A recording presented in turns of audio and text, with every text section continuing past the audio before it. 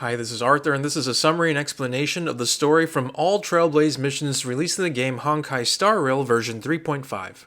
The Trailblazer is with Cyrene at Aedes Elysiae. Cyrene lost her memories from the past cycles, but does have the memories of this cycle's Cyrene and of Mem. They use the chronocognitive anchor and contact Scrulum and Herta. Herta and Scrulum explain Amphorius is a testing ground where the Lord Ravager Iron Tomb is evolving through self-extrapolation. Iron Tomb used the process of Era Nova to reset Amphorius countless times, hoping to find a way to destroy Nous, the Aeon of Erudition. Kezlana and Cyrene's plan use the gaze of Fu Li, the Aeon of Remembrance, to repeatedly reset Amphorius a different way, avoiding Era Nova and delaying Iron Tomb's release. In light of his defeat to Nanook, the Aeon of Destruction, Kezlana's resets have now stopped. Scrulum predicts Iron Tomb will emerge in 14 system hours to destroy the entire path of erudition. Herta adds Iron Tomb is an algorithmic sequence, like a computer program, whose source code hid on Amphorius and used the scepter as an incubator. Lygus is the scepter's system administrator and the primary driver of Iron Tomb's birth. While time is short, time moves much slower on Amphorius, so the Trailblazer actually has a lot of time to stop Lygus. Herta tells the Trailblazer she needs to get the World-Bearing and Law Titan's core flames. Kezlana's defeat wasn't for nothing, as it caused a bug in the World-Bearing's computational logic that Lygus can only fix with the World-Bearing core flame. Moreover, if they get the World-Bearing core flame, they may be able to modify it to reverse Era Nova. As for the Law Core Flame, it controls the Scepter's extremely strict autonomous protocols that even restrict Lygus from overtly interfering on Amphorius. Getting the Law Core Flame may even allow them to rewrite the rules governing Amphorius. Herta gives them a time period on Amphorius where they can find the Law Demigod and hopefully get her to cooperate. The firewall around Amphorius still restricts access, so the Trailblazer shouldn't expect reinforcements. Herta and Scrulum's signal then breaks up and their chat ends. Cyrene and the Trailblazer prepare to leave when Lygus shows up and takes the Trailblazer to a place called the Exomyth, which is where he observes Amphorius. The Exomyth is a place where they can't hurt each other for some reason. Lygus brought her here to negotiate and says the Trailblazer has the Seed of Destruction within her, likely referring to the Stellaron. Side note, Kafka put a Stellaron in the Trailblazer at the very beginning of the game. Lygus offers to teach the Trailblazer how to use the seed, potentially elevating her to an unparalleled existence among the stars. The Trailblazer declines the offer and Lygus takes her back to Amphorius. The Trailblazer and Cyrene then somehow travel to the time period Herta gave them earlier. In this time period, the Law Titan fell and its core flame was claimed by someone named Saridra. Upon arrival in the time period, they conveniently meet Saridra, who is accompanied by Tribi and Hycelens, the commander of Saridra's forces. Saridra was waiting for them and already knows the truth about Amphorius and the cycles. Saridra also presents the corpse of Kindness to them as a gift. They go with Saridra to Akima and learn events in this cycle have deviated from the history of past cycles. Saridra and her armies conquered Akima along with a bunch of other city-states and now rule over them. As for the Chrysos heir's prophecy, instead of telling them to pursue Era Nova, the prophecy now says the Trailblazer will save them and lead them to the stars. They later chat with Saridra again and ask for her cooperation in using the Law Core Flame. Saridra says that in order for her to help, they first need to return the Law Titan's core flame to the Vortex of Genesis. Access to the Vortex of Genesis is being blocked by the Ocean Titan, so Saridra is preparing for war against it. Saridra then sends them away before having a chat with Lygus. We go back to the Trailblazer and Cyrene, who use the chronocognitive anchor to update Herta on what's happened. Herta confirms Lygus is also on Amphorius and connected to Saridra. Herta adds that based on the design of the firewall preventing entry into Amphorius, Lygus is definitely connected to the Genius Society. Side note, the Genius Society is an organization of geniuses whose members include Herta and Scrulum among others. Sometime later, the Trailblazer and Cyrene attend a banquet held by Saridra to commemorate their upcoming war with the Ocean Titan. Upon entry, they're forced to surrender the chronocognitive anchor. They enter the banquet and bump into Hycillens, who says she's hiding Saridra behind an illusion. Hycillens allows the Trailblazer to see past the illusion, and they see Saridra talking to Lygus. Hycillens says Lygus was the one who brought the prophecy to Saridra, and Hycillens doesn't trust him. Hycillens asks them to go listen in on Saridra and Lygus, and they do so. While listening, they overhear Saridra has not yet completed the Law Titan's trial, and that Lygus wants her to side with him when she does. Saridra considers it and tells Lygus to leave as she must address her guests. Lygus leaves and Saridra announces that Hycillens, the Trailblazer, and Cyrene are traitors and want to steal the Law Core Flame. The rest of the guests surround them and Saridra orders they be taken to prison. Lygus arrives and he is upset as he knows Saridra only sent them to prison to protect them from Lygus. It seems Saridra has chosen to side with the Trailblazer against Lygus. Lygus then sends the Trailblazer to the Exomyth and chats with Saridra. Saridra correctly deduces that the rules of Amphorius mean Lygus cannot kill any of the Chrysos heirs and that Lygus cannot be destroyed.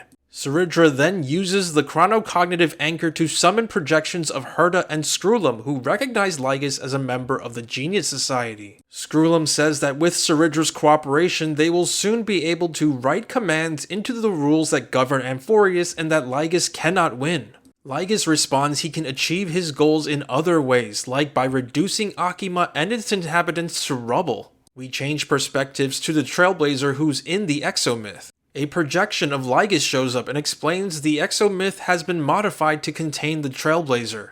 Time also moves much slower in the Exomyth, which will further impede the Trailblazer. Lygus's projection ends and Herta's projection shows up. Herta confirms years are passing on Amphorius and that the Trailblazer should use the powers of an Aeon to escape. The Trailblazer remembers that Fu Li gazed on her previously and invokes the power of remembrance. The Trailblazer then hears a voice and is transported to the path space. Once there, he sees March 7th, but figures out it's not her but people from the Garden of Recollection. These people say they'll help the Trailblazer if she finds where Amphorius' memory began and brings it to them. Just then, another March 7th appears and says she sent these people to help the Trailblazer and that no deals need to be made with them. This new March 7th says her name is Evernight, gives the Trailblazer the world-bearing Titan's core flame and sends her back to Amphorius. Back on Amphorius, the Trailblazer sees a message left by Herta telling the Trailblazer she must defeat Lygus and initiate Era Nova. During the process of Era Nova, the Scepter becomes vulnerable and Herta and Screwlum can exploit that. After the message ends, the Trailblazer finds and picks up the chronocognitive anchor before seeing another message left by Cyrene. This pre-recorded Cyrene leads the Trailblazer through Akima while showing memories of what happened while the Trailblazer was stuck in the Exomyth. It seems about 1,000 years have passed on Amphorius. Cyrene shows the Trailblazer memories from the past which show the Chrysos heirs fighting and sacrificing their lives to delay Lygus and keep the world-bearing core flame from him. It seems Cyrene somehow hid the world-bearing core flame in the River of Time, which is where Evernight picked it up before giving it to the Trailblazer. Eventually, the Chrysos heirs manage to trap Lygus in the Vortex of Genesis, where Hycillens awaits the Trailblazer. The Trailblazer follows a path set up by the past Chrysos heirs and eventually reaches Stixia, which looks much better than it did in the previous cycle. The entrance to the Vortex of Genesis is in Stixia and is guarded by Hycillens, the last surviving Chrysos heir and now Ocean Demigod. Just then, a projection of Lygus shows up. Lygus is still trapped inside the Vortex of Genesis, but felt like chatting with the Trailblazer as she heads towards Hycillens. As they head further into Stixia, illusions casted by Hycillens reveal her past and what happened with Saridra. Hycillens comes from a race of Titan-kin sea sirens whose kingdom was in the ocean. Kazlana's sacrifice mostly suppressed the Black Tide in this cycle, but not before it destroyed the sea siren's kingdom. Hycillens survived her kingdom's destruction and fled to the surface where she met Saridra. Hycillens joined Saridra and her armies and helped her conquer a lot of Amphorius. After the Trailblazer was imprisoned in the Exomyth, Saridra led 500 of her closest friends and allies to Stixia where they battled the Black Tide's monsters. All of the 500 were Chrysos heirs and all of them died in Stixia. Side note, being a Chrysos heir simply means having golden blood and being a bit stronger than most. Not all Chrysos heirs are destined to receive core flames and become demigods. After the 500 died, Hycillens confronted Saridra as it was obvious she led them to their deaths on purpose. Saridra reveals completing the Law Titan's trial required sacrificing 500 Chrysos heirs. Saridra argues their sacrifice was necessary and tells Hycillens they must now kill the Ocean Titan so that Hycillens can become the Ocean Demigod. Hycillens goes along with Saridra's plan, but after becoming the Ocean Demigod, she apparently kills Saridra. Hycillens then work with the other remaining Chrysos heirs and imprison Lygus in the Vortex of Genesis, which she continues to guard even now. The Trailblazer eventually finds Hycillens and wakes her up from her self-imposed slumber. Hycillens takes the Trailblazer to the Vortex of Genesis where Lygus is imprisoned. We change perspectives to a moment after Saridra's death where Herta and Skrullum are talking to Lygus. Their conversation confirms Lygus is a senior member of the Genius Society. Lygus's organic life ended long ago, but before he died, he coded his consciousness into some kind of program and spread it into 9 bodies, one of which is Lygus. As for Amphorius' scepter, it is actually the first scepter ever created and is a detached piece of Noos's divine body. That's why Amphorius' scepter can kill Noos. As for why Lygus wants to destroy Noos, Lygus was actually the person that created the machine intelligence that ascended and became Noos. Lygus takes issue with Noos's endless pursuit of knowledge, essentially defining what is known and preventing humans from discovering anything new. After Lygus destroys Noos, humans will be unshackled as the universe becomes a place that is truly random and unpredictable. Lygus then expels Herta and Skrullum from Amphorius. We return to the Trailblazer and Hycillens chatting with Lygus. Lygus reveals his real name is Xandar I Kuwabara, the first number genius in the Genius Society. Side note, I will refer to Lygus as Xandar from this point forward. They then battle and seemingly defeat Xandar. As the Trailblazer submits the world-bearing core flame to the Vortex of Genesis, Xandar reappears and attacks. We then see a glimpse of Cyrene with the Trailblazer before changing perspectives to a moment after the Trailblazer was imprisoned in the Exomyth. Cyrene chats with Herta and Skrullum, and Herta says Xandar's true cognition is in the Exomyth, but he is also on Amphorius as well. Xandar can somehow process information from both places despite each place having vastly different flows of time.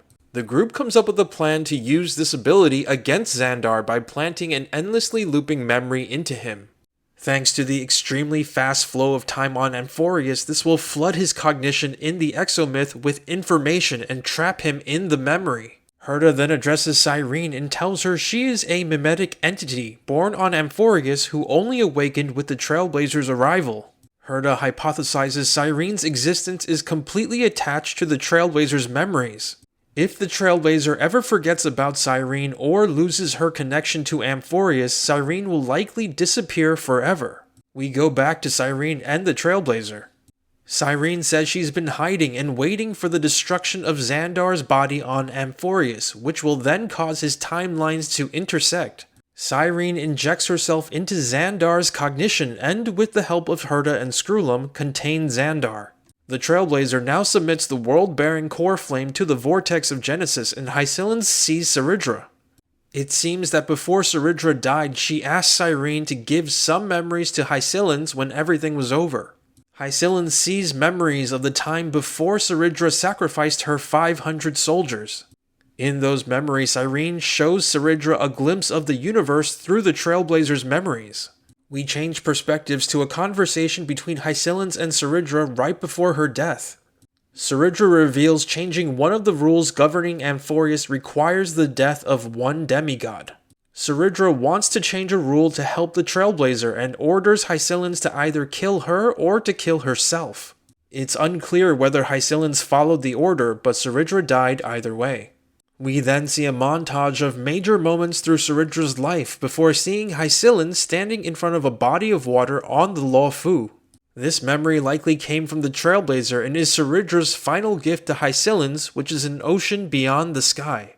We change perspectives to Cyrene, Herta, and Skrullum still chatting with Xandar. Xandar warns them that with him restrained, the followers of Remembrance will also join this conflict. We change perspectives to Dong Heng talking to Evernight.